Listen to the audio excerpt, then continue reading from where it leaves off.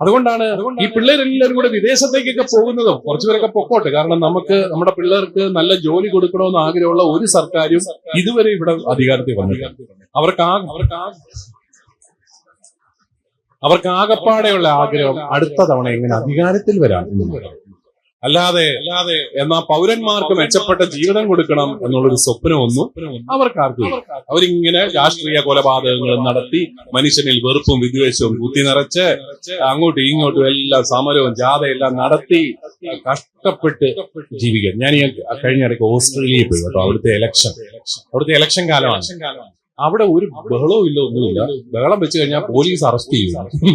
വഴിക്കൂടെ നടന്ന് ബഹളം വെച്ച ഇലക്ഷനാണ്. അവിടെ വളരെ സമാധാനം. ഓരോ തൂണിന്റെ ഒക്കെ അവിടേക്ക് ഇങ്ങനെ ഓരോ ഫോട്ടോ കാണാം, എനിക്ക് വോട്ട് ചെയ്യണമെന്നും പറഞ്ഞുകൊണ്ട്.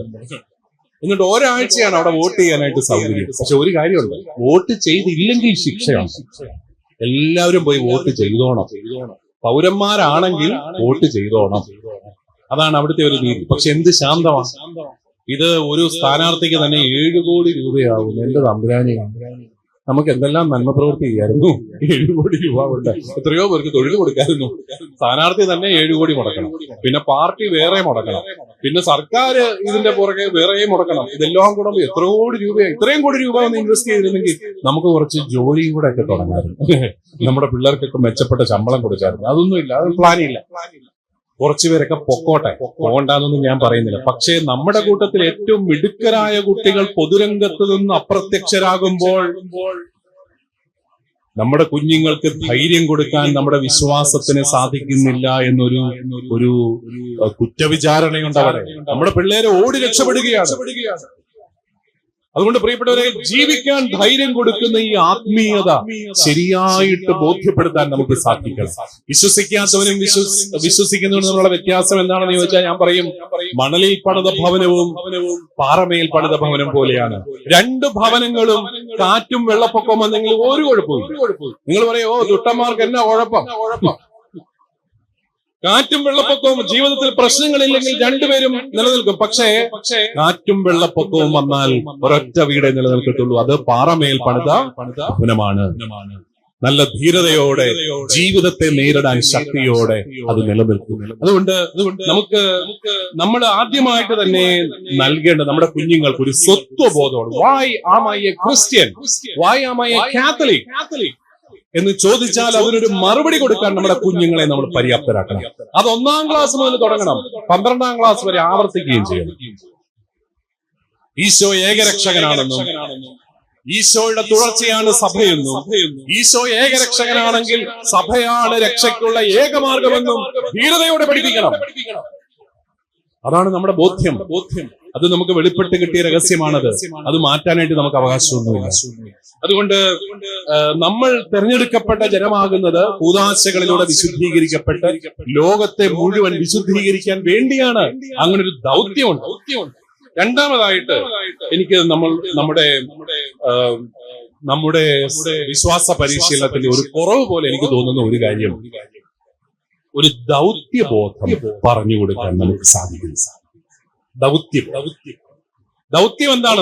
നമ്മുടെ ദൗത്യം എന്താണ്? എല്ലാവരോടും പറഞ്ഞു. നിങ്ങൾ ലോകമെങ്ങും പോയി സകല സൃഷ്ടികളോടും സുവിശേഷം പറയുവിൻ. നിങ്ങൾ നിങ്ങളുടെ പറമ്പിന്റെ അതിർത്തിയിലെങ്കിലും പോയി ആരോടെങ്കിലും സുവിശേഷം പറഞ്ഞിട്ടില്ല. ലോകമെങ്ങും പോകുന്നതും വേണ്ട, നിങ്ങളുടെ ആ അതിരിന്റെ ആ വേലിക്കെട്ട് നിന്ന് അയലോക്കത്തുകാരോടെങ്കിലും നിങ്ങൾ സുവിശേഷം പറഞ്ഞിട്ടുണ്ടോ? ഇല്ല, നമ്മൾ പറയത്തില്ല. നമുക്ക് നാണക്കേടാണ്. കത്തോലിക്കിന് സുവിശേഷം പറയാൻ നാണക്കേടാണ്. ഞാൻ പറയും, ഞങ്ങളുടെ സഭയിലെ പ്രശ്നം ഈ കുർബാന തർക്കോ അതും ഇതൊന്നുമല്ല. അതൊക്കെ ശരിയാവും. സുവിശേഷം പറയാൻ തുടങ്ങണം. സുവിശേഷം പറയാൻ ധൈര്യമില്ലാത്ത, സുവിശേഷം പറയുന്നതിനെ കുറിച്ച് ലജ്ജിക്കുന്ന കത്തോലിക്കരാണ് സഭയുടെ ഏറ്റവും വലിയ പ്രശ്നം. സുവിശേഷം പറയാൻ മടിച്ച എല്ലാ സഭകളും ഇല്ലാതെയായി. സുവിശേഷം പറഞ്ഞ സഭകളൊക്കെ ഇന്നും നിലനിൽക്കുന്നുണ്ട്. നമ്മൾക്ക് കത്തോലിക്ക സഭയ്ക്ക് ഒരിടത്തും വലിയ പരവതാനി വിരിച്ച് നമ്മളെ സ്വീകരിച്ച സൗകര്യങ്ങളൊന്നും ഇല്ലായിരുന്നു. 4 നൂറ്റാണ്ട് റോമൻ സാമ്രാജ്യം നമ്മളെ പീഡിപ്പിച്ചതാ ക്രിസ്ത്യാനികളെ. കൊളോസയത്തിന്റെ ചുറ്റുമുള്ള വിളക്ക് കാലുകളായി വിളക്ക് കാലുകളിൽ മനുഷ്യനെ ക്രിസ്ത്യാനിയെ വെച്ച് പന്തങ്ങളാക്കിയ അത്ര ക്രൂരമായ പീഡനങ്ങളെ അതിജീവിച്ച ഒരു സഭയാണത്. പക്ഷെ അവരൊക്കെ സുവിശേഷം പറയുവായിരുന്നു. അവർക്ക് ദൗത്യം ഉണ്ടായിരുന്നു. ഈശോയെ കൊടുക്കണമെന്നുള്ള ദൗത്യമില്ലാതെ ആയപ്പോൾ എന്ത് സംഭവിച്ചു? നമ്മളിലേക്ക് മാത്രം ഒതുങ്ങി. മാതാവേ, ഞങ്ങൾക്കും ഞങ്ങളുടെ വീടിനും ഞങ്ങളുടെ പിള്ളേർക്കും ഞങ്ങളുടെ വീട്ടിലെ പട്ടിക്കും പൂച്ചയ്ക്കും കോഴിക്കും ഒരു കുഴപ്പവും വരരുത്. അത്രേ ഉള്ളൂ നമ്മുടെ വിശ്വാസം. അയലോക്കത്തെല്ലാം ഭൂകമ്പത്തിൽ വീടുകൾ തകർന്നു പോയപ്പോഴും ഞങ്ങളുടെ വീട് മാത്രം ഇങ്ങനെ നിൽക്കുന്നതിന് പ്രൈസ് ദ ലോർഡ്. ഇതാണ് നമ്മുടെ വിശ്വാസം. ഇതാണോ നമ്മുടെ വിശ്വാസം? എന്റെ മാതാവേ, ഞങ്ങളുടെ കൊച്ചിനെ പരീക്ഷയാണ് ഒന്ന് ശരിയാക്കി വിടണം. പണ്ടൊരു പയ്യൻ പ്രാർത്ഥിച്ച പോലെ, ഈശോയെ പപ്പായെ അനുഗ്രഹിക്കണമേ, മമ്മിയെ അനുഗ്രഹിക്കണമേ, ഇന്ത്യയുടെ തലസ്ഥാനം ബോംബെ ആക്കണം. അതിന് അവന്റെ പരീക്ഷയ്ക്ക് ചോദ്യം ഉണ്ടായിരുന്നു. ഇന്ത്യയുടെ തലസ്ഥാനം 3: ഡൽഹി, ബോംബെ, കൽക്കട്ട. കഷ്ടകാലത്തിന് അവൻ ബോംബെ ആക്കിയത്. ഇനി മാർക്ക് കിട്ടണമെങ്കിൽ ഇന്ന് രാത്രി അടിയന്തരമായിട്ട് കർത്താവ് ഇടപെട്ട് ഇന്ത്യയുടെ തലസ്ഥാനം. എന്നാലും നമ്മുടെ പല പ്രാർത്ഥനകളും ആ ഒരു രീതിയിൽ നമ്മുടെ കാര്യങ്ങളൊക്കെ എന്റെ ഈശോ ഞാൻ പ്രാർത്ഥിക്കുന്നതെല്ലാം എനിക്ക് തരും. എന്നതാണാവോ ഇപ്പം പ്രാർത്ഥിക്കുന്നത്? ഞാനിപ്പോ ഒരു ബെൻസുകാരന് വേണ്ടിയിട്ട് നോയണതായിരുന്നിരിക്കുകയാണ്. ക്രിസ്ത്യാനിക്ക് ഇത്രയൊക്കെ ഉള്ളൂ. അവന്റെ കാര്യമൊക്കെ നടന്നു പോകും. ഉപദ്രവൊന്നും പറ്റില്ലേ.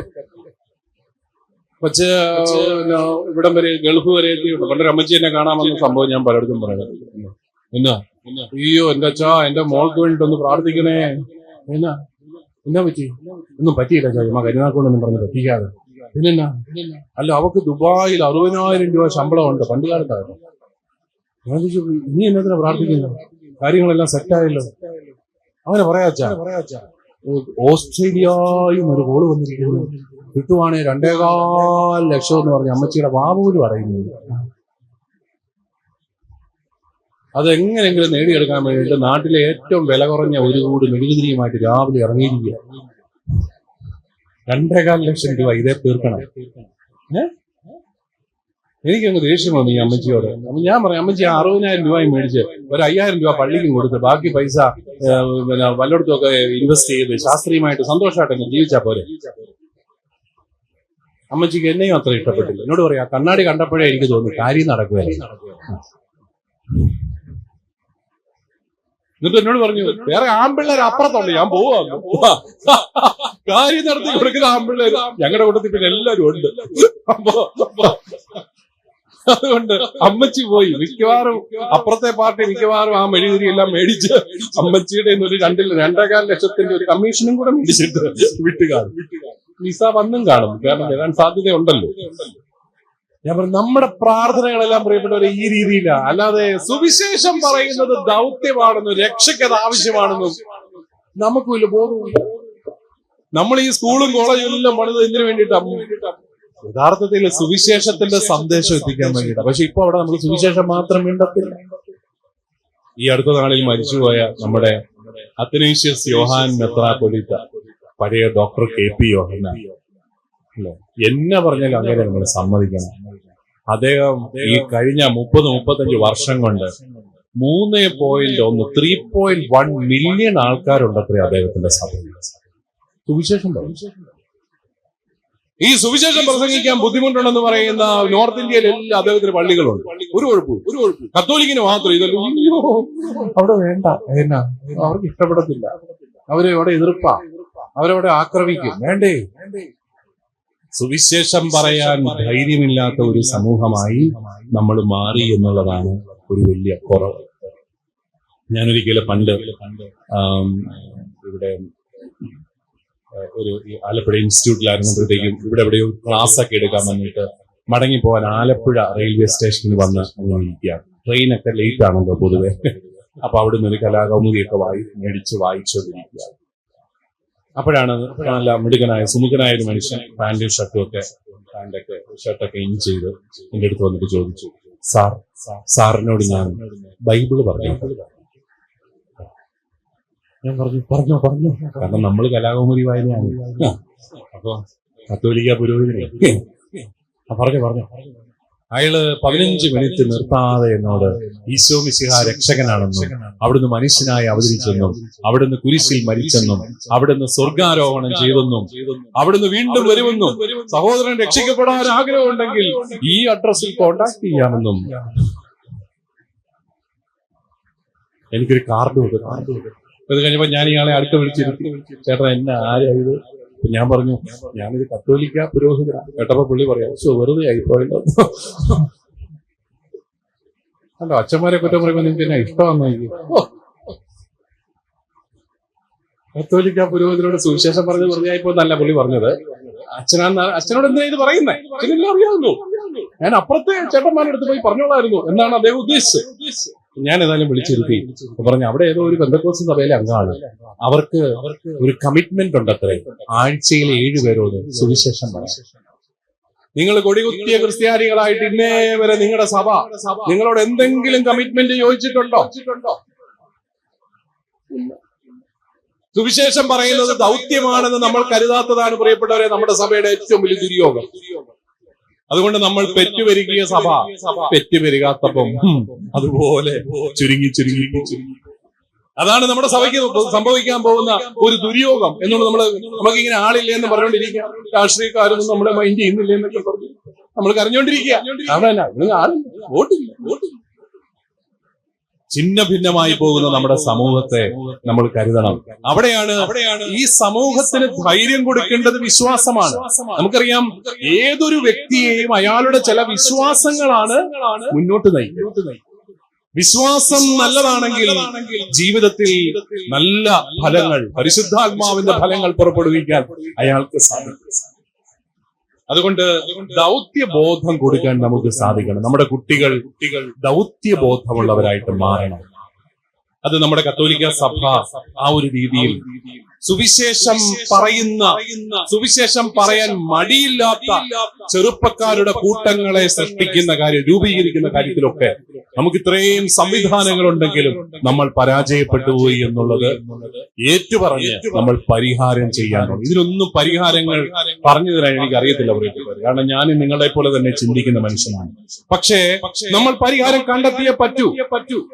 ഈ അടുത്ത നാളില് ഞങ്ങളുടെ അവിടെ ഒരു ആശുപത്രിയിൽ ജോലി ചെയ്യുന്ന 3 ചെറുപ്പക്കാര് എന്നെ കാണാനായിട്ട് വന്നു. അമ്പിള്ളേര് ചെറുപ്പക്കാര്. അവന്മാരെന്നോട് പറഞ്ഞു, പിതാവേ, ഞങ്ങൾക്കൊരു പ്രാർത്ഥനാ ഗ്രൂപ്പുണ്ട്, ഞങ്ങൾ ആശുപത്രിയിലെ ചാപ്പലിൽ ജാഗരണ പ്രാർത്ഥന നടത്തുന്നുണ്ട്. ഞങ്ങൾക്ക് കുറെ നാളുകളായിട്ട് കർത്താവ് ഞങ്ങൾക്കൊരു പ്രേരണ നൽകുന്നു. കേരളത്തിലെ എല്ലാ പട്ടണങ്ങളിലും പോയി സുവിശേഷം പറയണം. ഞങ്ങൾ തിരുവനന്തപുരത്തു നിന്ന് ആരംഭിക്കുകയാണ്, പിതാവ് അനുഗ്രഹിക്കണം. ജനുവരി മാസം എനിക്ക് കിട്ടിയ ഒരു സദ്വാർത്തയാണ്. കർത്താവ് തീ പിടിപ്പിക്കുന്നുണ്ട് മനുഷ്യരെ, നമ്മുടെ ചെറുപ്പക്കാരെയൊക്കെ. നമ്മളാണ് ഇങ്ങനെ അനങ്ങാപ്പറകളെ കൊല്ലിക്കുന്നത്. നമ്മളിങ്ങനെയാ ഒന്നാം പാഠം ദൈവപിതാവ് വായിച്ചു നീ വായിക്കുക, വായിച്ചു, നീ ഇരിക്കുക, വെരി ഗുഡ്, നീ വായിക്കുക, അതും കൊള്ളാം, ഇരിക്കുക. ഈ വായന പിള്ളേർക്ക് ബോറടിയാണ് പ്രിയപ്പെട്ടത്. നമ്മുടെയൊക്കെ വേദപാഠ ക്ലാസ്സുകൾ ഭയങ്കര ബോറടിയാണ്.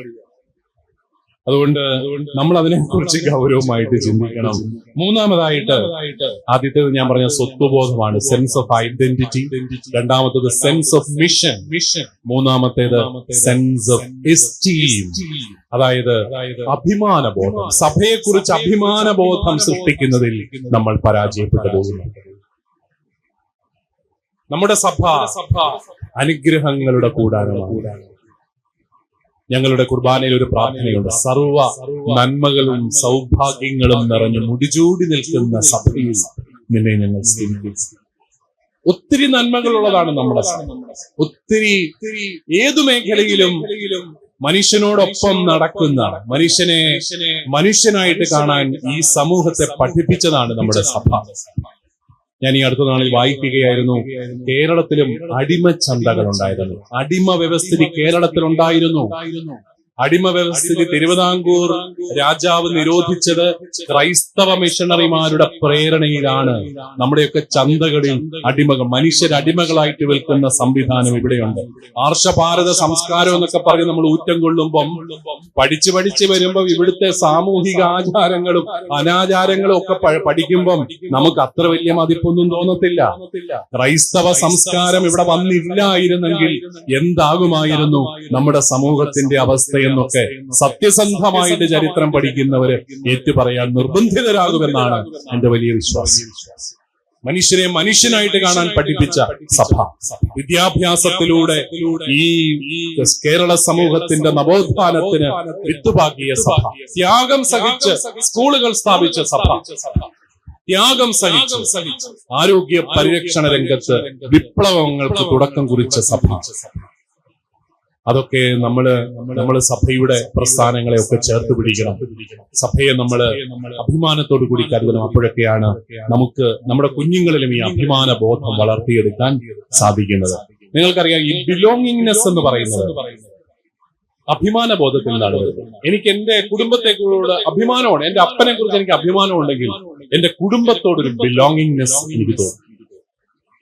അപ്പനെ കുറിച്ച് അപകർഷതയാണെങ്കിൽ ഇല്ല, ഞാൻ വീട്ടിൽ എനിക്ക് ഇഷ്ടമില്ല. അപ്പം വള്ളം പിടിച്ച് 4 കാലം നടക്കുന്ന വീടുകളിലെ മക്കൾക്ക് കുടുംബത്തെ കുറിച്ചൊന്നും മതിപ്പില്ല. മതിപ്പ് വേണമെങ്കിൽ, മതിപ്പുണ്ടെങ്കിൽ മാത്രമേ ഈ ബിലോങ്ങിങ്നെസ് തോന്നത്തുള്ളൂ.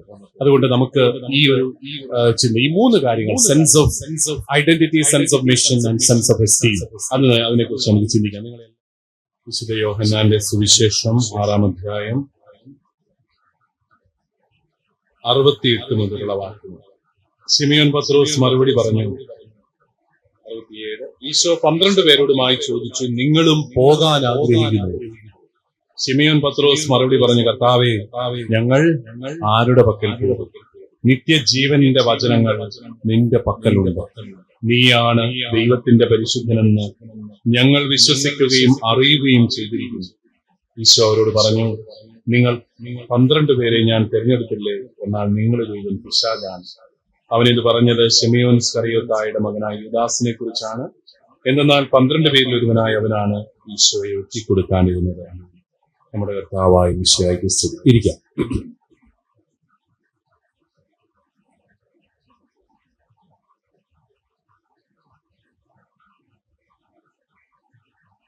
ശിഷ്യർക്ക് മനസ്സിലാകാൻ ഏറ്റവും ദുർഗ്രഹമായ കർത്താവിന്റെ പ്രബോധനമായിരുന്നു പരിശുദ്ധ കുർബാനയെ കുറിച്ചുള്ള പ്രബോധനം. ഏതധ്യായത്തിലാണ്? യോഹന്നാന്റെ സുവിശേഷം 6-ാം അധ്യായം. വളരെ നീണ്ട ഒരു പ്രഭാഷണമാണ്. ആ പ്രഭാഷണത്തിന്റെ അവസാനം സംഭവിച്ചത് എന്താണ്? ഇതിനുശേഷം അവന്റെ ശിഷ്യന്മാരിൽ വളരെ പേർ അവനെ വിട്ടുപോയി. അവർ പിന്നീട് ഒരിക്കലും അവന്റെ കൂടെ നടന്നില്ല. ഈശോ 12 പേരോടുമായി ചോദിച്ചു. എന്താണ് ചോദിച്ചത്? നിങ്ങളും പോകാൻ ആഗ്രഹിക്കുക. അതാവ് പിടിച്ചു നിർത്തിയത്. അതാ എന്നെ മണ്ടനല്ലേ, ഇച്ചിരി ഒന്ന് വിട്ടുവീഴ്ചയൊക്കെ ചെയ്ത് കൂടെ നിർത്തണ്ടേ? ഞാൻ അത്ര ഉദ്ദേശിച്ചില്ല, നിങ്ങൾ പിണങ്ങി പോകണ്ട എന്നൊക്കെ പറയണ്ടേ? കർത്താവ് ചോദിക്കുക, നിങ്ങൾക്കും പോണോന്ന്? ആ കൂട്ടത്തിൽ പോണോ? ഏതായാലും നമ്മുടെ പത്രോസ് എടുത്തിയാടി ഒറ്റ മറുപടി അങ്ങോട്ട് കാച്ചു. എന്താണത്? കർത്താവെ, ഞങ്ങൾ ആരുടെ അടുക്കിലേക്ക് പോകും? നിത്യജീവന്റെ വചനങ്ങൾ നിന്റെ പക്കൽ. പ്രിയപ്പെട്ടവരെ, വിശ്വാസം പഠിപ്പിക്കുന്നതിൽ ബന്ധങ്ങൾക്ക് ഒരു വലിയ പങ്കുണ്ട്. വിശ്വാസം എന്ന് പറയുന്നത് തന്നെ ഒരു ബന്ധമാണ്, ശരിയല്ലേ? വിശ്വാസം നിർവചിക്കാൻ പറഞ്ഞാൽ ഞാൻ പറയും, ദൈവവുമായിട്ടുള്ള പ്രണയമാണ് വിശ്വാസം. പ്രണയം എന്ന് കേട്ടപാടെ പിള്ളേർക്കെല്ലാം സന്തോഷം. അങ്ങനെ വാ, ഞങ്ങളുടെ ആ ലെവലിലേക്ക് ഒന്ന് വന്നേ പിതാവ്. ദൈവവുമായിട്ടുള്ള പ്രണയമാണ് വിശ്വാസം. അതൊരു വലിയ ബന്ധമാണ്. അതിനകത്ത് വലിയ ചോദ്യങ്ങളൊന്നുമില്ല. യുക്തിയല്ല, യുക്തിക്കപ്പുറത്തെ ഒരു സ്നേഹബന്ധമാണ് വിശ്വാസം. ഞാൻ ഒരിക്കല് സ്വിറ്റ്സർലൻഡിൽ നമ്മുടെ മലയാളികളെ ധ്യാനിപ്പിക്കാനായിട്ട്, അവിടുത്തെ പിള്ളേരെല്ലാം അവിടുത്തെ സ്കൂളുകളിലാണ് പഠിക്കുന്നത്. വളരെ ലോജിക്കൽ തിങ്കിങ് ആണ്. ലോജിക്ക് കൂടിയാണ് അവരുടെ വിശ്വാസം ക്ഷയിച്ചു പോയത്. അപ്പൊ ഞാന് അവിടെ വലിയാഴ്ച കർമ്മങ്ങളൊക്കെ നടത്തി, അവിടെ പ്രസംഗമൊക്കെ പറഞ്ഞു.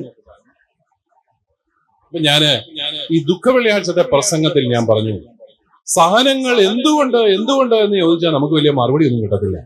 പക്ഷെ എങ്ങനെ സഹനങ്ങളെ നേരിടണം എന്ന് ചോദിച്ചാൽ സുവിശേഷം നമുക്ക് മറുപടി. അപ്പൊ അങ്ങനെയൊക്കെ വലിയ ഗംഭീരമായിട്ട് പ്രസംഗം എല്ലാം പറഞ്ഞു. എല്ലാം കഴിഞ്ഞ് ശനിയാഴ്ച ഒരു വീട്ടിൽ ഭക്ഷണത്തിന് ഞങ്ങളെ ക്ഷണിച്ചിട്ടുണ്ട്. അപ്പൊ ഞാനും വിചാരിച്ചോട് വന്നപ്പോ അവിടുത്തെ അമ്മ പറഞ്ഞു, എന്റെ അച്ഛന്റെ ഇന്നലത്തെ പ്രസംഗം കഴിഞ്ഞ് ഇവൻ എനിക്കൊരു സ്വസ്ഥത തരുന്നില്ല. അവൻ ചോദിക്കുന്നത് എന്തുകൊണ്ട് എന്ന് ചോദിച്ചില്ലെങ്കിൽ പിന്നെ എങ്ങനെയാണ് ശാസ്ത്രം വളരുന്നത്? So we should always be asking why. ഈ ഹൗ എന്ന് മാത്രം ചോദിച്ചുകൊണ്ടിരുന്നാൽ എങ്ങനെ ശരിയാകുന്നു? വൈ എന്ന് ചോദിക്കണ്ടേ, എന്തുകൊണ്ട് എന്ന് ചോദിക്കണ്ടേ? ഞാൻ പറഞ്ഞു, മോനെ നീ പറഞ്ഞത് കറക്റ്റാണ്, പക്ഷെ അത് ശാസ്ത്രത്തിനെ ചെയ്യത്തുള്ളൂ. ശാസ്ത്രത്തിന്റെ രീതിശാസ്ത്രം എടുത്ത്, ശാസ്ത്രത്തിന്റെ മെത്തഡോളജി എടുത്ത് നീ വിശ്വാസത്തിന് അപ്ലൈ ചെയ്യുക. വിശ്വാസത്തിന്റെ മെത്തഡോളജി ഭക്തിയാണ്, സ്നേഹമാണ്. എന്റെ അമ്മയെ ഞാൻ അമ്മയെന്ന് വിളിക്കുന്നത് DNA ടെസ്റ്റിന്റെ ഫലം കിട്ടിയിട്ടല്ല. എന്റെ അമ്മയോട് ഒട്ടിച്ചേർന്ന ഒരു ജീവിതമായിരുന്നു എന്റെ അമ്മയെന്ന് വിളിക്കും. ഇപ്പോഴും അമ്മയുടെ അടുത്ത് പോയിരിക്കുമ്പോൾ എനിക്ക് ആ സുരക്ഷിതത്വമുണ്ട്. അതൊന്നും ലോജിക്കൽ അല്ല. ഇത് ഇങ്ങേരുടെ അമ്മയാണെന്ന് ആരാ പറഞ്ഞേ? അത് വലിയ ചോദ്യം.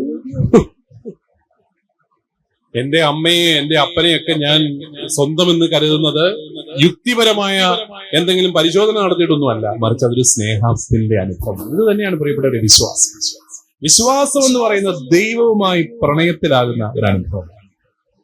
അത് ഇഷ്ടത്തിൽ തുടങ്ങും, സ്നേഹത്തിലേക്ക് കടക്കും, പിന്നെ പ്രണയമായിട്ട് മാറും. ഒരു ദിവസം പ്രണയമായിട്ട് മാറും, അതൊരു സ്നേഹത്തിന്റെ ഉദാത്ത ഭാവമായിട്ട് മാറി നിലനിൽക്കുകയാണ്. അതാണ് വിശ്വാസം എന്ന് പറയുന്നത്. അതുകൊണ്ട് ഒരു ബന്ധമാണ് വിശ്വാസമെങ്കിൽ, ദൈവത്തിന് നമ്മളോടും നമുക്ക് ദൈവത്തോടുമുള്ള ആ സ്നേഹബന്ധമാണ് വിശ്വാസമെങ്കിൽ, ഒരു ബന്ധത്തിന്റെ പശ്ചാത്തലത്തിൽ മാത്രമേ ഈ വിശ്വാസത്തെ നമുക്ക് പകർന്നു കൊടുക്കാൻ പറ്റൂ.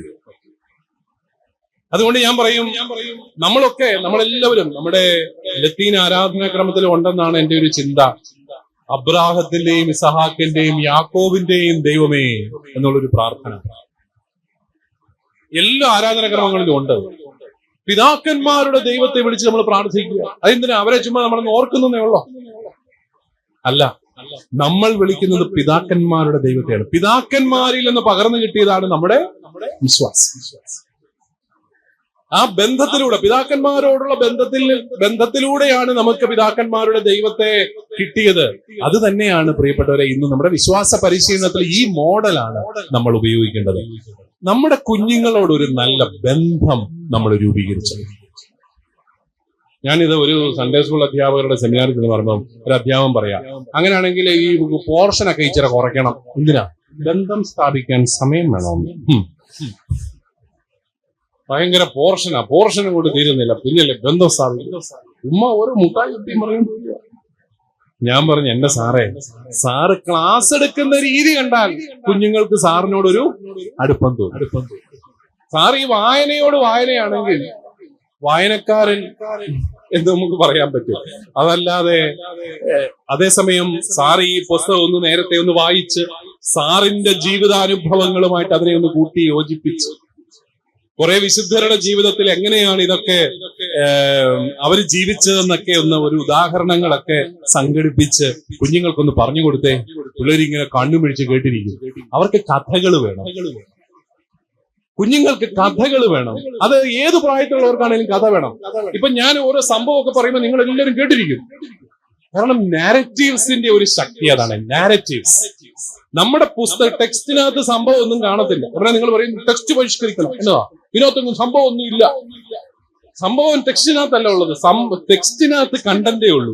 പക്ഷെ അത് നിങ്ങളുടെ ജീവിതാനുഭവങ്ങളും നിങ്ങൾ ഈ വിശുദ്ധരുടെ ജീവിതമൊക്കെ വായിച്ച് അതിന് യുക്തമായ സംഭവങ്ങളുമായിട്ട് കൂട്ടിയിണക്കി കുഞ്ഞുങ്ങൾക്ക് പകർന്നു കൊടുക്കുമ്പോൾ പിള്ളേർക്ക് നിങ്ങളോടൊരു അടുപ്പം തോന്നും. ഈ ടീച്ചറിന്റെ ഭാഷ ഞങ്ങൾക്ക് മനസ്സിലാവും. അപ്പൊ അതിലൂടെ നമുക്ക് ഡിസിപ്ലിൻ വരും. എല്ലാവരും അച്ചടക്കമായിട്ട് ഇരുന്നോളൂ, എല്ലാവരും കേട്ടിരുന്നോളൂ. അതല്ലേ ഡിസിപ്ലിൻ. ചിലർ ആദ്യം ഡിസിപ്ലിൻ ഉണ്ടാക്കാൻ പോവാണ്. ഇരിക്കടാ, നിക്കടാ, അവിടെ നിക്കടാ. അവരുടെ ജീവിതവുമായിട്ട് അവരുടെ ഭാഷയിൽ നമ്മൾ ഈ വിശ്വാസ രഹസ്യങ്ങൾ പറഞ്ഞു കൊടുത്തു തുടങ്ങിയാൽ കുഞ്ഞുങ്ങൾ കേട്ടിരുന്നോളൂ. അതുകൊണ്ടാണ് പ്രിയപ്പെട്ടവരെ, ജീവിതം പങ്കുവെക്കാത്ത വിശ്വാസ പരിശീലനം ഫലരഹിതമാണ്. ജീവിതം പങ്കുവയ്ക്കാത്ത വിശ്വാസ പരിശീലനം ഫലരഹിതമാണ്. കുഞ്ഞുങ്ങളുടെ ചോദ്യമുണ്ട്, നിങ്ങളുടെ ജീവിതത്തിൽ ഈ ഈശോ എങ്ങനെയാണ് ജീവിക്കുന്നത്? നിങ്ങളിപ്പോ പറഞ്ഞില്ലേ സഹോദരനെ സ്നേഹിക്കണം, നിങ്ങളുടെ ജീവിതത്തിൽ ഇതെങ്ങനെയാണ് സംഭവിച്ചത്? നിങ്ങൾക്ക് കൊച്ചു കൊച്ചു സംഭവങ്ങൾ പറഞ്ഞു കൊടുക്കാം, വലിയ വലിയ കാര്യങ്ങളൊന്നും വേണ്ട. അങ്ങനെ ജീവിതാനുഭവങ്ങൾ പങ്കുവെച്ച് പഠിപ്പിക്കുമ്പോൾ അറിയാതെ ഡിസിപ്ലിനും ഉണ്ടായിക്കോളും, കുഞ്ഞുങ്ങൾക്ക് നിങ്ങളോടൊരു വലിയ ബന്ധം ഉണ്ടായിക്കോളും. എന്നിട്ടും ഇവന്മാർ കിടന്ന് ഉഴപ്പുമൊക്കെ ചെയ്യുന്നുണ്ടെങ്കിൽ ഇന്റർവെൽ ടൈമിൽ ഏത്തക്കാപ്പം കഴിക്കാൻ പോകാതെ അവന്റെ കൂടെ ഇച്ചിരി സമയം ഇരിക്കണം. ഇന്റർവെൽ ടൈമിൽ സ്റ്റാഫ് റൂമിലോട്ടൊരു ഓട്ടം ഉണ്ടല്ലോ, എന്തിനാ? അവിടെ വലിയ വലിയ പരിപാടികൾ. ആ ഒരു 5 മിനിറ്റ് അവന്റെ കൂടെ ഇച്ചിരി സമയം ഇരിക്കണം. മോനെ, നിന്റെ പശ്ചാത്തലം എന്നാന്നൊക്കെ ചോദിക്കാം. അവന്റെ അപ്പനാരാ, അമ്മയാരാ, അവന്റെ വീട്ടിലൊന്ന് ടീച്ചറിന് വരാൻ പറ്റുമോ? എന്നിട്ട് പോണം, ഒരു ദിവസം അവന്റെ വീട്ടിൽ പോകണം. അവന്റെ വീട്ടിൽ പോയി അവന്റെ അപ്പനെ അമ്മയെ അവന്റെ സാഹചര്യങ്ങൾ മനസ്സിലാക്കി കഴിയുമ്പോൾ നിങ്ങൾ കൈ കൂപ്പും അവന്റെ മുമ്പിൽ. എന്റെ മോനെ, നീ ഇങ്ങനെങ്കിലും ക്ലാസ്സിൽ വന്ന് ഇരിക്കുന്നുണ്ടല്ലോ, നന്ദി. ഇതിലും മോശമാകാതിരുന്നാൽ മതി, കുഴപ്പമില്ല നിങ്ങൾ പറയും. കാരണം ഒരുപക്ഷെ അത്ര മോശമായിരിക്കും അവന്റെ വീട്ടിലെ സാഹചര്യം. അവനോട് നിങ്ങൾക്ക് കരുണ തോന്നും. അതാണ് വേണ്ടത്. കരുണയാണ് നമുക്ക് കുഞ്ഞുങ്ങളോട് വേണ്ടത്. നമ്മുടെയൊക്കെ പിള്ളേർ എന്ത് ഏകാന്തമായ ചുറ്റുപാടുകളിലാണ് അല്ലെ ജീവിക്കുന്നത്. ഒന്നാമത് 1-2 മക്കളെ ഉള്ളൂ. അവരുടെ ഭാഷ സംസാരിക്കുന്നവരാരുമില്ല. ഒരു അമ്മ എന്നോട് പറഞ്ഞു, ഒരു ന്യൂജൻ മമ്മി എന്നോട് പറഞ്ഞു, എന്റെ കൊച്ചിനെ ഞാൻ 24 അവേഴ്സും എന്റെ കൂടെ തന്നെയാണ് വളർത്തുന്നത്, ഒരിടത്തോട്ടോ എന്റെ കൊച്ചിനെ വിടത്തില്ല. ഞാൻ പറഞ്ഞു, ആ കൊച്ചിന്റെ കഷ്ടകാലം വേറെ ഒരാളെയും മനസ്സിലാക്കാനോ പരിചയപ്പെടാനോ ഈ കൊച്ചിന് അവസരം കിട്ടത്തില്ല. ഭയങ്കര പൊസസീവ് അമ്മമാരുണ്ട്, ഭയങ്കര പൊസസീവ് അമ്മമാരോ. അമ്മായിയമ്മയെ കൊണ്ട് തൊടിയിക്കത്തില്ല, അമ്മായിയപ്പനെ തൊടിയിക്കത്തില്ല, കൊച്ചിനെ വെച്ച് വീട്ടുകാരോട് ദേഷ്യം തീർക്കുന്ന അമ്മമാര്, അങ്ങനെ പല ടൈപ്പ് കാറ്റഗറി ഉണ്ട്. ഇതിനകത്തൊക്കെ ആയിരിക്കും ഈ പാവം കൊച്ച് വ്യക്തിമായിട്ട് വളർന്നു വന്നത്, ആർക്കറിയാം. അപ്പോ ഈ കുഞ്ഞുങ്ങളുടെയൊക്കെ ലോകം വളരെ ഏകാന്തമാണ്. ഞാനിപ്പോഴും ഓർക്ക്, പണ്ടൊക്കെ ആണെങ്കിൽ ഒരു ക്രിക്കറ്റ് ടീമൊക്കെ ഉണ്ടാക്കാന്നൊക്കെ പറഞ്ഞാൽ എന്ത് എളുപ്പമായിരുന്നു. നമ്മുടെ വീട്ടിൽ തന്നെയുണ്ട് 7-8 എണ്ണമേ, അയലൊക്കത്തെ വീട്ടിലും ഉണ്ട് അതുപോലെ തന്നെ. പിന്നെ നമ്മുടെ അപ്പനും കൂടെ ഒന്ന് റെഡിയായാൽ അമ്പയറും റെഡി ഇല്ല.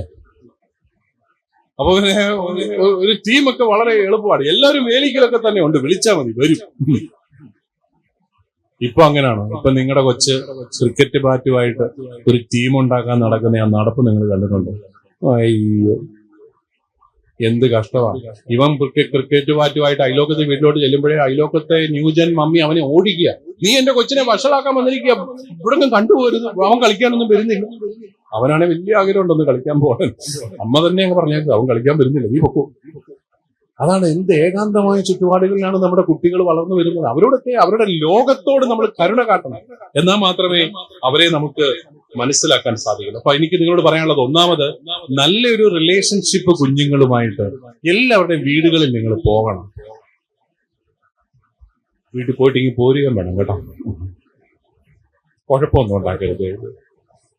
ആരെങ്കിലും വേണേ കൂട്ടിക്കൊണ്ട് പോകും, അതായിരിക്കും നല്ലത്. എല്ലാവരുടെയും വീടുകളിലൊക്കെ പോയി അവരെയൊക്കെ പരിചയപ്പെട്ട് അവരുമായിട്ടൊരു നല്ല ബന്ധം, അവർക്കും ഒരു സന്തോഷമായിരിക്കും. ആ പിള്ളേരെ അന്വേഷിക്കാനൊക്കെ വരുന്നുണ്ട്. രണ്ടാമതായിട്ട് നിങ്ങളുടെ അധ്യാപന രീതികളിൽ കൂടുതൽ കഥകളും അതുപോലെ വിവരണങ്ങളും സംഭവങ്ങളും എല്ലാം കൊണ്ടുവരണം. ഇപ്പൊ എന്തെളുപ്പമായി, ഗൂഗിളിലോട്ടൊന്ന് ടൈപ്പ് ചെയ്താൽ മതി, എ സ്റ്റോറി ഫോർ എന്ന് പറഞ്ഞുകൊണ്ട് ആ വിഷയം ഒന്ന് അടിച്ചു കൊടുത്തു കഴിഞ്ഞാൽ ഗൂഗിൾ തന്നെ നമുക്ക് വേണ്ടിയിട്ട് ആ ജോലി ചെയ്തു തരും. ഇപ്പൊ ആർട്ടിഫിഷ്യൽ ഇന്റലിജൻസ് ഒക്കെ ഉണ്ട്, അതൊന്ന് ഉപയോഗിക്കാൻ പഠിച്ചാൽ മാത്രം മതി. ഇനി ഇംഗ്ലീഷ് പറ്റത്തില്ല, മലയാളമേ പറ്റുള്ളൂ. മലയാളത്തിലും വേണമെങ്കിൽ പാവം ഗൂഗിള് എന്ത് കഷ്ടപ്പെട്ട് നമുക്ക് ഇതെല്ലാം ചെയ്തു തരും. പക്ഷെ അതൊന്ന് ചോദിക്കണം, അതിനോട് ചോദിച്ചാലേ തരത്തില്ല. ഇപ്പൊ ഗൂഗിളിൽ എന്തേലും കാറ്റഗറിസത്തിന് പറ്റിയ എത്രമാത്രം വീഡിയോസ്, ഫിലിംസ്, ഇതെല്ലാം യൂട്യൂബിൽ കിടപ്പുണ്ട്. അതൊന്ന് ഡൗൺലോഡ് ചെയ്യും. യൂട്യൂബിൽ നമ്മൾ വേറെ വല്ല എന്തെല്ലാം കാര്യങ്ങളാണ് കാണുന്നത്. ഇതൊക്കെ ഒന്ന് തപ്പണം. തലേദിവസമേ ഒരു മണിക്കൂറെങ്കിലും ഒക്കെ ഒരുങ്ങണം സൺഡേ സ്കൂളിൽ പഠിപ്പിക്കാനായിട്ട്. അപ്പൊ നല്ല രീതിയിൽ വളരെ സജീവമായിട്ട് നമുക്ക് ഈ ക്ലാസ് കൊണ്ടുപോകാനായിട്ട് സാധിക്കും. ഇപ്പൊ നിങ്ങൾക്കറിയാം, നമ്മുടെയൊക്കെ സൺഡേ സ്കൂളിൽ ഇപ്പൊ ഒത്തിരി പിള്ളേരൊന്നും ഇല്ല അല്ലെ? നിങ്ങളുടെയൊക്കെ ഒത്തിരി പിള്ളേരൊക്കെ ഉണ്ടോ? പിള്ളേരെല്ലാം കുറഞ്ഞു വരികയല്ലോ. അതുങ്ങളെയൊക്കെ വട്ടം ചുറ്റി കാണിക്കാനായിട്ട് വലിയ സ്ക്രീനൊന്നും വേണ്ട. നിങ്ങളുടെ ആ കമ്പ്യൂട്ടർ തന്നെ ധാരാളം. കാരണം ഒരു ക്ലാസ്സിൽ 5 പേര് 10 പേരൊക്കെ ഉള്ളൂ. അവരെയൊക്കെ കാണിക്കാനായിട്ട് വലിയ സംവിധാനങ്ങളൊന്നും വേണ്ട നമുക്ക്. അതുകൊണ്ട് ആ ഒരു കാഴ്ചപ്പാടിൽ നമ്മുടെ ഈ അധ്യാപന രംഗത്തെ എല്ലാം ഒന്ന് ചിട്ടപ്പെടുത്താനായിട്ട് സാധിച്ചു കഴിഞ്ഞാൽ ഏറ്റവും പ്രധാനപ്പെട്ട ഒരു കാര്യമാണ്. അതുപോലെ തന്നെ നിങ്ങളുടെ സാമീപ്യം, ശാരീരികമായ സാമീപ്യവും എല്ലാം കുട്ടികൾക്ക് പ്രധാനപ്പെട്ടത്. എല്ലാ ദിവസവും ഒന്നും ദയവ് ചെയ്ത് ക്ലാസ് മാറരുത്. ഇപ്പൊ നിങ്ങള് കുട്ടികളുടെ ഒരു സ്വഭാവം എന്താണെന്നറിയോ, അവർ ഒരാളെ കണ്ട് അയാളുമായിട്ട് ഒരു ബന്ധം സ്ഥാപിക്കുക. ഒരു ടീച്ചർ, ഒരു ക്ലാസ്സിൽ 2ാം ക്ലാസ്സിലെ ടീച്ചർ എന്ന് പറഞ്ഞാൽ 2ാം ക്ലാസ്സിലെ കുഞ്ഞുങ്ങൾക്ക് ആ ടീച്ചറിനോടൊരു നല്ല ബന്ധമാണ്. 2ാം ക്ലാസ്സിൽ 2 ദിവസമേ ആ ടീച്ചറിനെ കണ്ടോളൂ, പിന്നെ വേറൊരു ടീച്ചർ അതിനെയും കാണുന്നില്ല, പിന്നെ വേറൊരാൾ വന്നു. ഇങ്ങനെ ഓരോ ദിവസവും ഓരോരുത്തർ, പ്രത്യേകിച്ച് കുഞ്ഞു ക്ലാസ്സുകളിൽ. ഞാൻ നിങ്ങളോട് പറയുന്നത് കൊച്ചു ക്ലാസ്സുകളിലാണ് സൺഡേ സ്കൂളിൽ ഏറ്റവും ശ്രദ്ധിക്കേണ്ടത്. 1ാം ക്ലാസ്സിലും 2ാം ക്ലാസ്സിലും 3ാം ക്ലാസ്സിലും ആ ക്ലാസ്സുകളിൽ പഠിപ്പിക്കാനാണ് ഏറ്റവും ബുദ്ധിമുട്ട്, വിശ്വാസം പഠിപ്പിക്കാൻ. അതുകൊണ്ട് നല്ല അമ്മത്വമുള്ള, വാത്സല്യമുള്ള അമ്മമാരെ വിളിച്ചു വിട്ടാൽ മതി. 1ാം ക്ലാസ്സിലും 2ാം ക്ലാസ്സിലും 3ാം. വെട്ടുപോത്തിന്റെ സ്വഭാവമുള്ള പുരുഷ കേസരികളെ ഒന്നും 1ാം ക്ലാസ്സിൽ വിടരുത് എന്ന് സ്നേഹപൂർവ്വം ഞാൻ ഹെഡ് മാസ്റ്റർമാരോട് അഭ്യർത്ഥിക്കുകയാണ്. അവര് വന്നു കഴിഞ്ഞാൽ പിള്ളേര് ഞെട്ടി വിറച്ച് സൺഡേ സ്കൂളിനെയും വിശ്വാസത്തെയും വെറുക്കുന്ന അവസ്ഥയിലേക്ക് വരും. ഇതൊക്കെ ചിലയിടത്ത് സംഭവിക്കുന്നത് കൊണ്ടും ചില സംഭവങ്ങൾ മനസ്സിലേക്ക് വരുന്നത് കൊണ്ടും ഞാനിങ്ങ് പറഞ്ഞെന്ന് മാത്രമേ ഉള്ളൂ. സാറിനെ കണ്ട് പേടിച്ചിട്ട് കൊച്ചു പള്ളി വരാത്ത അവസ്ഥയൊക്കെ ഉണ്ട്. കാരണം ഞങ്ങൾ പുരുഷന്മാർക്ക് പൊതുവെ ഒന്നാമത് ഞങ്ങൾക്ക് ചിരിക്കാൻ അറിയത്തില്ല. ഞങ്ങളുടെ കവളത്ത് 23 പേശികളുണ്ടെങ്കിലും 21 തളർന്നു കിടക്കുകയാണ്, ചിരിക്കുകയാണ്. പിന്നെ ഞങ്ങൾ വർത്തമാനം പറയുമ്പോൾ ആധികാരികമായിട്ടേ പറയത്തുള്ളൂ. ഇരിക്കടാന്ന് പറഞ്ഞാൽ ഇരിക്കണം, അവൻ അവിടെ എഴുന്നേറ്റ് എന്നാൽ ഞങ്ങൾ സമ്മതിക്കുകയില്ല. ഇങ്ങനെയുള്ള സ്വഭാവവും കൊണ്ട് കൊച്ചു കുഞ്ഞുങ്ങളുടെ അടുത്ത് ചെന്നാൽ അതുങ്ങൾ പേടിച്ച് വേർച്ചിരിക്കും. ഇനി അമ്മത്വമുള്ള അപ്പന്മാരുണ്ടെങ്കിൽ പൊക്കോ കേട്ടോ. അല്ല, കാരണം എല്ലാ സ്ത്രീകൾക്കൊന്നും അമ്മത്വം ഇല്ല എന്നുള്ളതും ദീർഘനാളിലെ ഗവേഷണത്തിലൂടെ എനിക്ക് മനസ്സിലായ ഒരു അമ്മയാണെന്ന് പറഞ്ഞുകൊണ്ടൊന്നും അമ്മത്വവും വാത്സല്യവും ഒന്നും വരികയില്ല. ഈ പറഞ്ഞ പുരുഷനേക്കാളും അപ്പുറത്തെ പുരുഷത്വമുള്ള ഓട്ടെ. നിങ്ങൾ ഫെമിനിസ്റ്റുകളൊക്കെ എന്നെ നോക്കുന്നു, ഞാൻ നിർത്തിയേക്കാം. അപ്പോ നമുക്ക് നല്ല ഒരു റിലേഷൻഷിപ്പ്, അവരുടെ നമ്മുടെ ഒരു സാമീപ്യം. എന്റെ ഒരു സജഷൻ എന്താ പറയുക, ഒരു നല്ല ടീച്ചർ ആണെങ്കിൽ 1, 2, 3 ക്ലാസ്സുകളിൽ ഒരു ടീച്ചർ തന്നെ പഠിപ്പിച്ചാൽ മതി. ആ കുഞ്ഞുങ്ങളോടൊപ്പം ഒരു 2-3 വർഷം ആ ടീച്ചർ അങ്ങ് സഞ്ചരിക്കാം. എന്നിട്ട് വേറൊരു ടീച്ചറിനെ, കൊള്ളാവുന്ന ടീച്ചറിനെ എന്നാൽ നിങ്ങൾ ചോദിക്കും, മോശം ടീച്ചറാണെങ്കിൽ ഒരു ഞായറാഴ്ച കഴിയുമ്പോൾ മാറ്റിയേക്കണം. നമ്മൾ പിന്നെ കാരണം നമ്മളതൊരു പരീക്ഷണം നടത്താൻ പാടില്ല കൊച്ചു കുഞ്ഞുങ്ങളെ. അത് വളരെ പ്രധാനപ്പെട്ടതാണ്. അതുപോലെ തന്നെ ഒരു കാർക്കശ്യത്തിന്റെ രീതിയിൽ നമുക്ക് വിശ്വാസം പഠിപ്പിക്കാൻ പറ്റത്തില്ല. അവർക്കൊരു സൗഹൃദവും സ്നേഹവും അടുപ്പവും ഒക്കെ തോന്നും. നിങ്ങൾ ഈ അധ്യാപകര്, നിങ്ങൾ ചിലപ്പോഴൊക്കെ നമ്മൾ ഈ ആൾക്കാർക്ക് എല്ലാവരെയും നിയന്ത്രിക്കുക എന്ന് പറയുന്നത് നമ്മുടെ എല്ലാവരുടെയും ഒരു പൊതു സ്വഭാവം. രണ്ടുപേരെയൊക്കെ ഒന്ന് നിയന്ത്രിച്ചാലേ ശരിയാവും. ഇങ്ങോട്ട് മാറി നിൽക്കുക, അങ്ങോട്ട് നിൽക്കുക, ഇതൊക്കെ നമുക്ക് ഭയങ്കര ഇഷ്ടമാണ്. ലൈൻ നിർത്തുക. ചിലരുടെ സ്പെഷ്യലൈസേഷൻ ലൈൻ നിർത്തലിലാണ്. ഇടയ്ക്കിടയ്ക്ക് കയറി വന്ന ഒരു ലൈൻ നിർത്തൽ പരിപാടി. അപ്പോ കുട്ടികൾക്ക് ഇത് പട്ടാള ക്യാമ്പായിട്ട് തോന്നരുത്.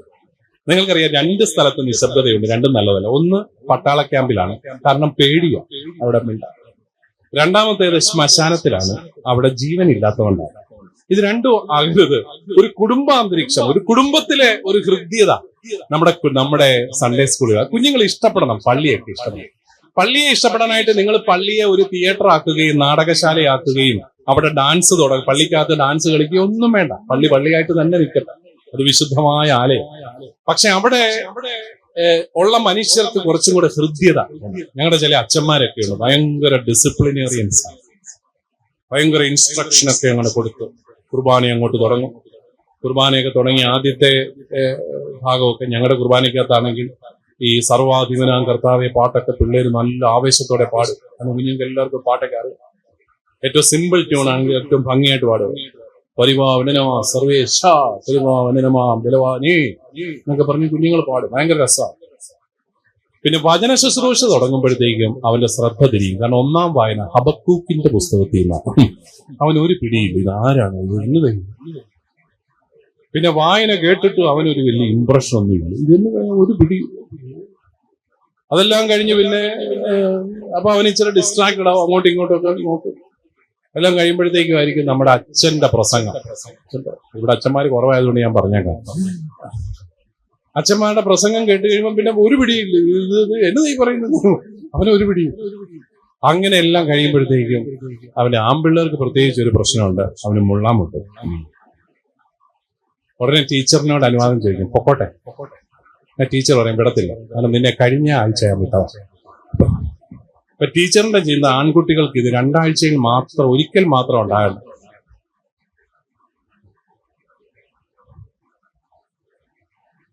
പിന്നെ അവൻ അവിടെ ഞെളിവിരി കൊണ്ട് അവിടെ ഒരു ഇരിപ്പാണ്.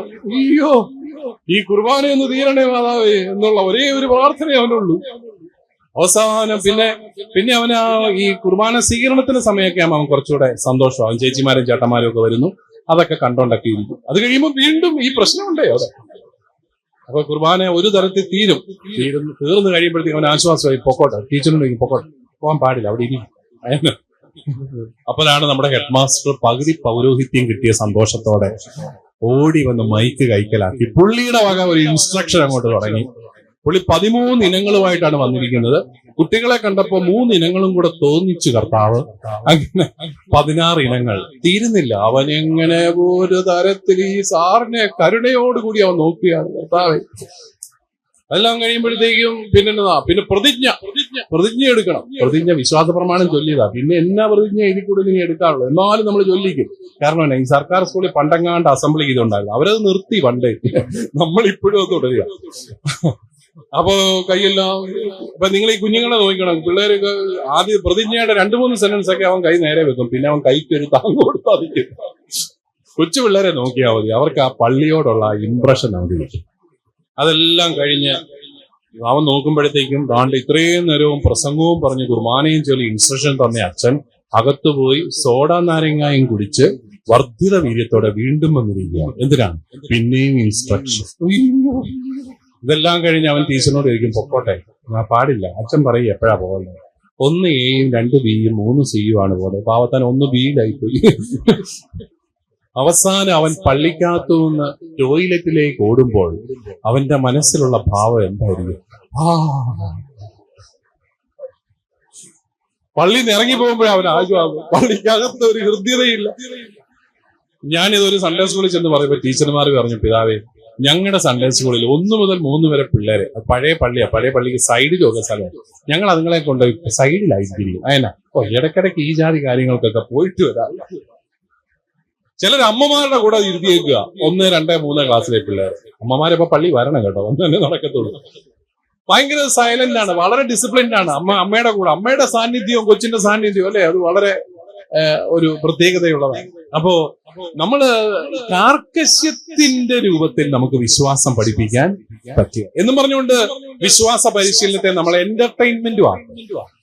ചിലടത്ത് എന്നാ ഡാൻസോട് ഡാൻസ്, എന്നതാ മുക്കാബല. സൺഡേ സ്കൂളിന്റെ ഇടയിൽ ഇവൻ മുക്കാബല പാടിയ, അത് പഴയ പാട്ടാണ്, അതെനിക്ക് അറിയത്തുള്ളൂ, അതുകൊണ്ട് ഇപ്പോഴത്തെ ഒന്നും അറിയത്തില്ല. അത് പാടിയ ഇവൻ എന്ത് വിശ്വാസമാണ് കിട്ടുന്നത്? ഒരു വിശ്വാസം കിട്ടത്തില്ല. എന്നാ അതാണ്, അത് ചുമ്മാ എന്റർടൈൻമെന്റ് ആക്കി. ഇതിന് രണ്ടിന്റെ ഇടയ്ക്കുമാണ് സംഭവം. ഹൃദ്യതയോടെ നിങ്ങൾക്കൊരു അപ്പന്റെ അമ്മയുടെ മനസ്സ്, ആ മനസ്സോടെ കുഞ്ഞുങ്ങളെ സ്വീകരിച്ച് നിങ്ങളുടെ ജീവിതത്തിൽ ഇത്രയും നാൾ ദൈവം നിങ്ങളെ എങ്ങനെ വഴി നടത്തിയെന്ന് മാത്രം ആ കുഞ്ഞുങ്ങളോട് പറഞ്ഞു കൊടുത്താൽ മതി. ആ പാഠഭാഗങ്ങളുടെ അടിസ്ഥാനത്തിൽ കുഞ്ഞുങ്ങൾക്ക് നല്ല ഒരു വിശ്വാസ അനുഭവം അവർക്ക് കിട്ടും. നിങ്ങൾ എപ്പോഴും ഓർക്കണം, വിശ്വാസം ഒരു ബന്ധമാണ്. ഒരു ബന്ധം മറ്റൊരു ബന്ധത്തിന്റെ പശ്ചാത്തലത്തിൽ മാത്രമേ നമുക്ക് പഠിപ്പിക്കാൻ സാധിക്കത്തുള്ളൂ. അത് പകർന്നു കൊടുക്കാൻ മാത്രമേ സാധിക്കത്തുള്ളൂ. തത്വങ്ങൾ പഠിപ്പിക്കുക എന്നുള്ളതിനേക്കാളും വിശ്വാസം നമ്മൾ പകർന്നു കൊടുക്കുന്നു. എന്റെ ജീവിതത്തിൽ എന്റെ ദൈവം എന്നെ വഴി നടത്തിയ വഴികൾ, അത് വലിയ മാലാഖ വന്ന് എനിക്ക് സ്വപ്നത്തിൽ പ്രത്യക്ഷപ്പെട്ടിട്ടൊന്നുമില്ല, എനിക്ക് ദർശനവും ഉണ്ടായിട്ടില്ല, ഒന്നുമില്ല. എന്റെ ഒരു സാധാരണ ജീവിതമാണ്. രാവിലെ എഴുന്നേൽക്കുമ്പോൾ മുതൽ എന്റെ ദൈവം എന്നെ എങ്ങനെ വഴി നടത്തുമെന്ന് നിങ്ങൾ ആ കുഞ്ഞുങ്ങളോടൊന്ന് പറഞ്ഞു കൊടുത്താൽ മാത്രം മതി. ഈശോ മിശിഹ എങ്ങനെ എന്റെ ഏകരക്ഷകനാണെന്ന് ആ കുഞ്ഞുങ്ങളോടൊന്ന് പറഞ്ഞു കൊടുത്താൽ മാത്രം മതി. നിങ്ങളുടെ ജീവിതാനുഭവങ്ങൾ വേണമെങ്കിൽ നിങ്ങൾക്ക് പറഞ്ഞു കൊടുക്കാം. അത് വലിയ പെർഫെക്റ്റ് ജീവിതമാകണമെന്നൊന്നും ഒരു നിർബന്ധവുമില്ല. അപൂർണതകളിൽ ദൈവം എങ്ങനെ നമ്മളെ വഴി നടത്തുന്നു. അതുകൊണ്ട് ഞാൻ പറഞ്ഞു വന്നത് നമ്മുടെ സ്നേഹത്തിന്റെ ഒരു സാമീപ്യവും ബന്ധവും വളരെ പ്രധാനപ്പെട്ടതാണ്.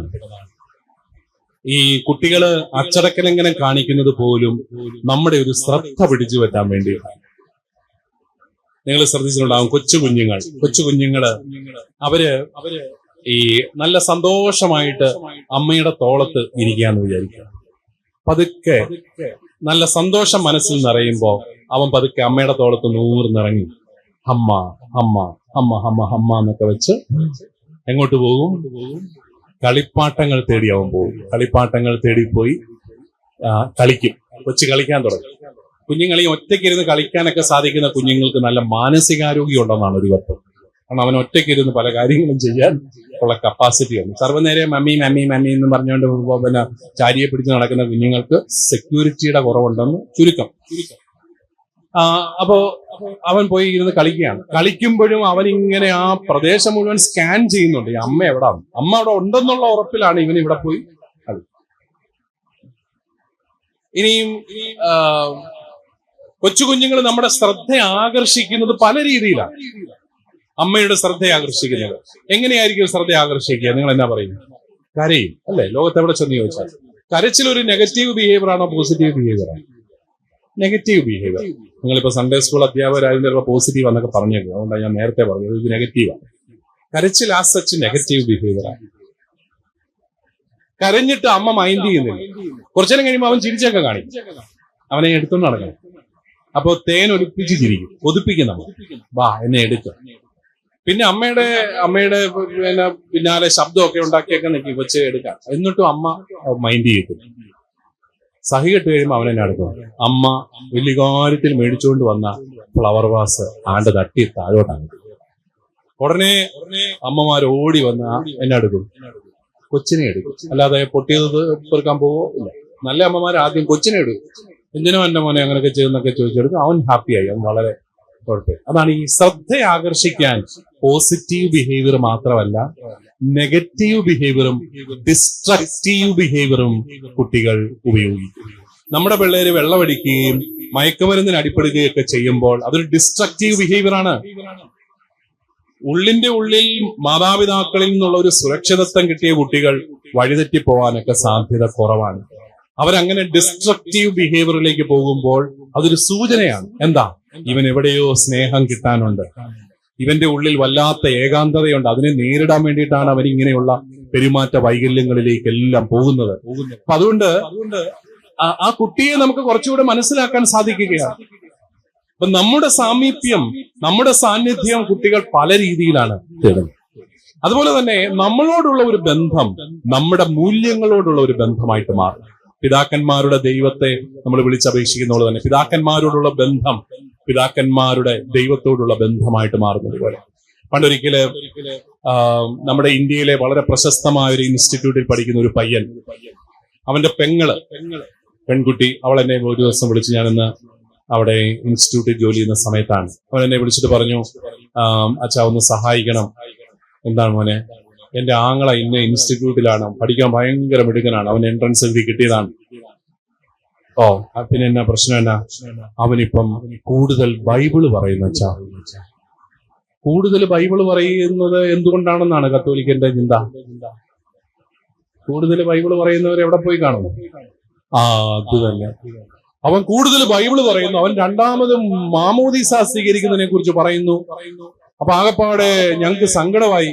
അവൻ ഏതോ പെന്തക്കോസ്ത് സെക്റ്റിൽ ചെന്ന് പെട്ടിട്ടുണ്ട്. ആ ക്യാമ്പസിൽ ഇതുണ്ട്, ഇവരുടെ സെക്ട് ഉണ്ട്. അപ്പൊ ഞാൻ ഇവനെ പല രീതിയിൽ ഫോൺ വിളിക്കാൻ നോക്കി, അവൻ എടുക്കുകയില്ല. അവനറിയാം ഞാൻ ഇതിനായിരിക്കും വിളിക്കുന്നതെന്നറിയാം. അങ്ങനെ ഫോൺ വിളിക്കാനായിട്ട് നോക്കി, എന്ത് ചെയ്താലും അവൻ എടുക്കുകയില്ല. അങ്ങനെയൊക്കെ വന്നപ്പോഴത്തേക്കും ഒരു ദിവസം കഷ്ടപ്പെട്ട് ഞാൻ തച്ചിലിരുന്ന് പല പ്രാവശ്യം വിളിച്ച് അവസാനം അവൻ ലൈനിൽ വന്നു. അപ്പൊ അവനോട് ഞാൻ സംസാരിച്ചു. അപ്പൊ അവൻ എന്നോട് പറഞ്ഞു, അച്ഛാ, നല്ല പയ്യനാ, നല്ല എളിമയുള്ള ഒരു കൊച്ചാണ് അച്ഛാ, എനിക്ക് അച്ഛനൊന്നും തോന്നരുത്, എന്നാ കാത്തലിക്സ് ഒന്നും ജെനുവിൻ അല്ല. ആരോടാ ഇത് പറയുന്നത്? കത്തോലിക്ക വൈദികനോടാ. ഞാൻ പറഞ്ഞു, മോനെ ശരിയായിരിക്കും, ഞങ്ങളൊക്കെ ജെനുവിൻ അല്ല, ഞങ്ങളൊക്കെ പാപികളും ദുർബലരും ഒക്കെയാണ്. ഇഷ്ടംപോലെ കുഴപ്പങ്ങളും ഞങ്ങൾ ഒപ്പിക്കുന്നുണ്ട്. എന്നാലും ഞങ്ങളെ കൊണ്ട് പറ്റുന്ന രീതിയിൽ കർത്താവിന്റെ വഴികളിൽ നടക്കാൻ ഞങ്ങൾ പരിശ്രമിച്ചുകൊണ്ടിരിക്കും. ശരിയാ. എന്നിട്ട് ഞാൻ അവനോട് തിരിച്ചൊരു ചോദ്യം ചോദിച്ചു. നീ പരിചയപ്പെട്ട ആദ്യത്തെ കത്തോലിക്കനാണ്? കത്തോലിക്കര് ജനുവിനല്ലെന്നല്ലേ അവന്റെ തിയറി. ഞാൻ ചോദിച്ചു, നീ പരിചയപ്പെട്ട ആദ്യത്തെ കത്തോലിക്കൻ ആരാണ്? കാരണം ഞാൻ ഈ കുടുംബത്തെ അറിയുന്നത് ഇവന്റെ അപ്പനും അമ്മയും കൗൺസിലിങ്ങിനായിട്ട് എൻ്റെ അടുത്ത് കുറെ നാളുകൾ വന്നു. അതുകൊണ്ടാണ്, അങ്ങനെയാണ് ഞാൻ ഇവരെ അറിയുന്നത്. ഉടനെ ബുദ്ധിയുള്ളവന് അവന് പിടികിട്ടി ചോദ്യം ആരിലേക്കാണെന്ന്. ഉടനെ അവൻ പറഞ്ഞു, അച്ഛനെ എന്റെ പേരൻസിനെയാണ് ഉദ്ദേശിക്കുന്നെങ്കിൽ. ഇല്ല, എന്റെ പേരൻസിനെ എനിക്ക് ചക്കര ഇഷ്ടമാണ്, പഞ്ചാര ഇഷ്ടമാണ്, അവരെ കുറിച്ചൊന്നും എനിക്ക് പറയാൻ ഇഷ്ടമില്ല. പക്ഷെ ജനറലി കാത്തലിക്സ് ആർ നോട്ട് ജെന്യൂൻസ്. ഞാൻ പറഞ്ഞു, മോനെ അല്ല, നീ ഉദ്ദേശിക്കുന്നത് നീ നിന്റെ പേരൻസിന്റെ ജീവിതം കണ്ട് മടുത്തിട്ട് അവരോടുള്ള അരിശം പ്രകടിപ്പിക്കുന്നതാണ്. എങ്ങനെ? അവരിൽ നിന്ന് കിട്ടിയ ആദ്യത്തെ മൂല്യം നീ തിരസ്കരിച്ചു. മാതാപിതാക്കളിൽ നിന്ന് ആദ്യമായിട്ട് കിട്ടുന്ന മൂല്യം വിശ്വാസമാണ്. അവരോടുള്ള ദേഷ്യവും അരിശവും മക്കള് തീർക്കുകയാണ്. എങ്ങനെ? പള്ളി വരാതിരിക്കുക, വിശ്വാസം മാറുക, വിശ്വാസത്തിൽ നിന്ന് പോവുക. നമ്മുടെയൊക്കെ പല പിള്ളേരുടെയും ക്രൈസിസ് തന്നെ. അപ്പൻ ബാഡ്ജും കുത്തി സർവ്വനേരവും പള്ളിയില, അമ്മ എവിടെ പന്തൽ കെട്ടിയാലും പ്രൈസ് ദി ലോർഡ് എന്ന് പറഞ്ഞിട്ട് അവിടെ ഉണ്ട്. ഈ അടുത്ത നാളിലാണ് ഈ പന്തലും മുസ്ലിം ലീഗിന്റെ സംസ്ഥാന സമ്മേളനമാണ്, പ്രൈസ് ദി ലോർഡിന്റെ പന്തൽ അപ്പുറത്താണെന്ന് പറഞ്ഞ് എഴുന്നേപ്പിച്ചു വിട്ടത്. പന്തൽ കണ്ടോ അമ്മ പ്രൈസ് ദി ലോർഡ് പറയും. അതാണ് അമ്മയ്ക്ക് പന്തലിന്റെ ആത്മീയതയാണ്. അപ്പോ പന്തല് കണ്ടാ പ്രാർത്ഥിക്കുന്ന അമ്മയും സർവ്വനേരവും ബാഡ്ജും കുത്തി പള്ളിയിലുള്ള അപ്പനും വീട്ടിൽ വന്നാൽ ഇന്ത്യയും പാകിസ്ഥാനും നേരിട്ടുള്ള യുദ്ധം, ശീതസമരം എന്ന് തുടങ്ങി നുഴഞ്ഞു കയറ്റം എന്ന് തുടങ്ങി പല പ്രശ്നങ്ങൾ വീട്ടിൽ. പിള്ളേർക്ക് ഇത് മനസ്സിലാകത്തില്ല. അവർ ആ അരിശം പ്രകടിപ്പിക്കുന്നത് അവരിൽ നിന്ന് കിട്ടുന്ന അവരുടെ മൂല്യങ്ങളോടുള്ള അരിശമാണ്. എന്ന് പറയുന്ന പോലെ മാതാപിതാക്കളോടുള്ള ബന്ധം, മാതാപിതാക്കളുടെ മൂല്യങ്ങളോട് കുഞ്ഞുങ്ങൾ കാണിക്കുന്നു പറയുന്ന പോലെ നിങ്ങളോടുള്ള ബന്ധം, നിങ്ങളോടുള്ള അടുപ്പം, നിങ്ങൾ പഠിപ്പിക്കുന്ന വിശ്വാസത്തോടുള്ള അടുപ്പമായിട്ട് മാറും. അപ്പൊ അതുകൊണ്ട് പ്രിയപ്പെട്ടവരെ, നല്ല ഒരു ബന്ധത്തിന്റെ പശ്ചാത്തലത്തിൽ ഈ വിശ്വാസ പരിശീലനത്തെ പകർന്നു കൊടുക്കാനായിട്ട് നിങ്ങൾക്ക് സാധിക്കണം. വിശ്വാസ പരിശീലന പരിപാടി പിള്ളേരുകളിയാക്കരുത്. പിള്ളേരുകളി വാട്സപ്പ് ഗ്രൂപ്പ്, അങ്ങോട്ടും ഇങ്ങോട്ടും, നമുക്ക് എവിടെ പോകേണ്ടത്, ടീച്ചർമാരുടെ കൂട്ടായ്മ, പിക്കനി, അതായി ഇതായി.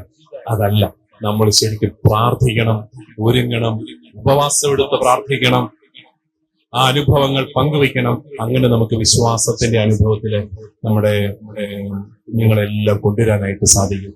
വിശ്വാസത്തിൽ വളരാനും നമുക്ക് ഏറ്റവും അത്യാവശ്യമായിട്ടുള്ളത് ഉപവാസവും പ്രാർത്ഥനയും തീർത്ഥാടനങ്ങളും ഒക്കെയാണ് വിശ്വാസത്തിൽ വളരാൻ. പള്ളി വന്നാൽ മാത്രം വിശ്വാസം വളരില്ല, ത്യാഗം എടുക്കണം. അതുകൊണ്ട് തന്നെ ഉപവാസത്തെ പ്രോത്സാഹിപ്പിക്കണം. വെള്ളിയാഴ്ച മാംസവർജനമൊക്കെ നിങ്ങൾ കളഞ്ഞു അല്ലേ? ഞങ്ങളൊക്കെ ഇപ്പോഴും പാവങ്ങള് അതൊക്കെ നിങ്ങൾ നോക്കുന്നില്ലെന്നും പറഞ്ഞുകൊണ്ട് ഞങ്ങളുടെ ആൾക്കാർ ഞങ്ങളോട് ഇടയ്ക്ക് ചോദിക്കും, ഇവിടെ എന്നാ കുഴപ്പം, അവിടെ ഒരു കുഴപ്പമില്ലല്ലോ എന്നൊക്കെ പറയും. വെള്ളിയാഴ്ച മാംസവർജനം പണ്ട് നമുക്ക് എല്ലാവർക്കും ഉണ്ടായിരുന്നു. അതൊക്കെ ഒരു പരിത്യാഗമാണ്. പരിത്യാഗമില്ലാത്ത വിശ്വാസ ജീവിതം കഴമ്പില്ലാത്ത വിശ്വാസമായിട്ടുള്ള. അതുകൊണ്ട് തീർത്ഥാടനങ്ങൾ നടന്ന് തീർത്ഥാടന കേന്ദ്രങ്ങളിലേക്ക് പോവുക, ഉപവാസം അനുഷ്ഠിക്കുക, മാസത്തിലൊരിക്കൽ ഇങ്ങനെയുള്ള നിഷ്ഠകൾ. രാവിലെ എഴുന്നേൽക്കുക, കുരിശ് വരച്ചുകൊണ്ട് എഴുന്നേൽക്കുക, എവിടെ അതുപോലെ വൈകുന്നേരം കുരിശ് വരയ്ക്കുക, സ്തുതിയില്ല. ഇതെല്ലാം വിശ്വാസം വളർത്താൻ സഹായിക്കും. ഏതായാലും ഇനിയും ഞാൻ നിങ്ങളോട് സംസാരിച്ചാൽ ചിലപ്പോൾ നിങ്ങളുടെ ഉള്ള വിശ്വാസം കൂടെ പോകാൻ സാധ്യതയുള്ളത് കൊണ്ട് എനിക്ക് തന്നിരിക്കുന്ന സമയം തീർന്നതുകൊണ്ട് ഞാൻ അവസാനിപ്പിക്കുകയാണ്. നിങ്ങൾക്ക് എല്ലാവർക്കും ഞാൻ നന്ദി പറയുന്നു. നിങ്ങളെല്ലാവരും ഞാൻ സമ്മതിച്ചിരിക്കുന്നു. നിങ്ങൾ ഇത്രയും ശ്രദ്ധയോടുകൂടി അനങ്ങാതെ ഇരുന്നു അല്ലേ? അതിന് കൈയടിക്കും, നല്ല കാര്യങ്ങളൊക്കെ പറഞ്ഞിട്ട്. ഇത്രയും നല്ല അധ്യാപകരുള്ള ഈ അതിരൂപത എനിക്ക് അഭിയോന്യ കളത്തിപ്പറമ്പ് പിതാവിനോട് അസൂയ തോന്നുന്നുണ്ട് കേട്ടോ. എന്നോ നല്ല അധ്യാപകരാണ് നിങ്ങള്. നല്ല സാരിയൊക്കെ ഉടുത്താ വന്നിരിക്കുന്നു. അത് ഉടുക്കാൻ വേണ്ടിയിട്ട് തന്നെയാണോ ഇന്ന് വന്നതെന്നും എനിക്കൊരു സംശയമുണ്ട്. അപ്പൊ അതുകൊണ്ട് നല്ല കൂട്ടായ്മ, നല്ല ഒരു കൂട്ടായ്മ. അവിടെയും ഈ ഹോളിന് പുറത്തും ഇത്രയും തന്നെ ആൾക്കാർ ഇരിപ്പുണ്ട്. എല്ലാവരെയും ദൈവം അനുഗ്രഹിക്കട്ടെ. നമ്മുടെ സഭയുടെ നന്മകളെ കുറിച്ച് ആഘോഷിക്കുന്ന ഒരു സമൂഹമായിട്ട് മാറട്ടെ. സഭയിലെ പ്രശ്നങ്ങളെല്ലാം തീർന്നിട്ട് വിശ്വസിക്കാൻ ആരും കാത്തിരിക്കേണ്ട. മനുഷ്യനുള്ളിടത്തോളം കാലം പ്രശ്നങ്ങളും ഉണ്ടാവും.